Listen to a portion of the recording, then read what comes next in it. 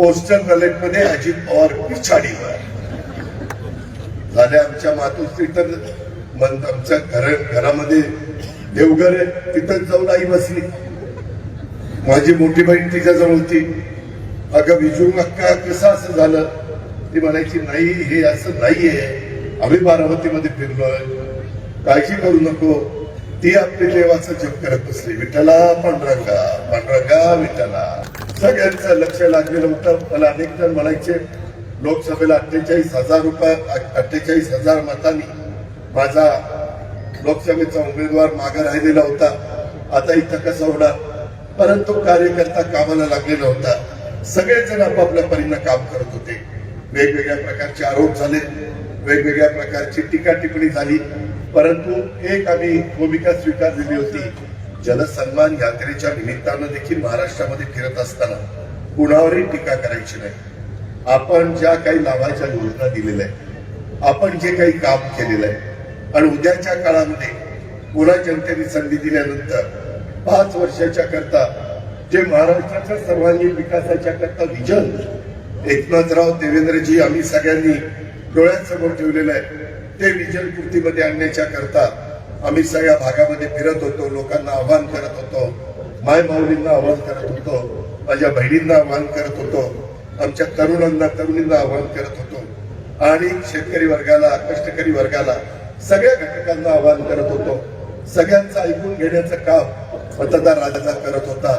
आणि त्याच्यातून नंतर देशाचे पंतप्रधान असतील, गृहमंत्री असतील, इतर अनेक दिग्गज नेते हे आपापल्या परीनं महाराष्ट्र पिंजून काढत होते. विरोधकांमधले देखील नेतेगण महाराष्ट्र पिंजून काढत होते. पण शिवशाहू फुले आंबेडकरांच्या महाराष्ट्रातल्या जनतेने कधी न भूतो न भविष्यती महाराष्ट्राची निर्मिती 1 मे 1960 ला संयुक्त महाराष्ट्राचा मंगल कलश स्वर्गीय यशवंतराव चव्हाण साहेबांनी आणला. आज ती आठवण आहे, आज त्याची नोंद इतिहासामध्ये झालेली आहे. आणि तेव्हापासून जेवढ्या निवडणुका झाल्या 57, 62, 67, 72, 78, 80, 85, 90, 95, 99, 2004, 2009, 2014, 2019 आणि 2024 कधीही काँग्रेस एक संघ असताना, विरोधक अतिशय कमकुवत असताना देखील इतकं एकतर्फी मतदान झालेलं नव्हतं. ते मतदान या माझ्या विदर्भ, मराठवाडा, उत्तर महाराष्ट्र, कोकण, पश्चिम महाराष्ट्र या सगळ्या भागातल्या चांद्यापासून बांद्यापर्यंत जनतेने केलं.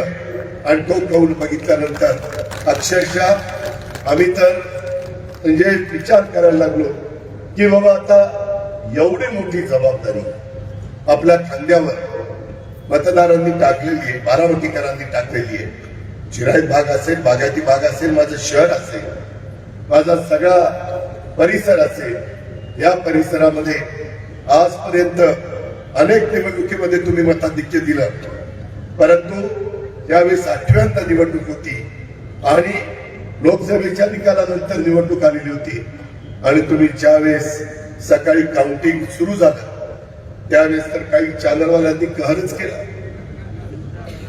काउंटिंगला पोस्टल बॅलेटमध्ये अजित पवार पिछाडीवर झाले. आमच्या मातोश्री तर आमच्या घरामध्ये देवघर आहे, तिथंच जाऊन आई बसली. माझी मोठी बहीण तिच्याजवळ होती. अगं विजू अक्का कसं असं झालं? ती म्हणायची नाही, हे असं नाहीये, आम्ही बारामतीमध्ये फिरलोय, काळजी करू नको. ती आपली देवाचं जप करत बसली. विठ्ठला पांडुरंगा, पांडुरंगा विठ्ठला. आणि मग नंतर मी एकाला फोन केला, काय बाबा हे काय नक्की काय? म्हणले काय नाही, आपल्याला 60-70% मतं मिळत आहेत, आपण पुढे. आणि नंतर काही बारामतीकरांनी जी बटणं दाबली त्याच्यामध्ये आपण मागे राहिलो नाही, सतत प्रचंड लीडनं आपण पुढे चाललो. आणि अनेकांचं, तुमचं सगळ्यांचं कार्यकर्त्यांचं स्वप्न होतं, काही जीवाभावाच्या बारामतीकरांचं स्वप्न होतं, माझ्या मतदार राजाचं स्वप्न होतं. त्यामध्ये आपल्याला लाखाच्या पुढे मताधिक्य मिळवायचं. आणि खरोखरीच बारामतीकरांनी उभ्या महाराष्ट्राला 1 लाखाच्या पेक्षा जास्त मताधिक्य मिळून एक ऐतिहासिक अशा प्रकारचा करिश्मा करून दाखवला.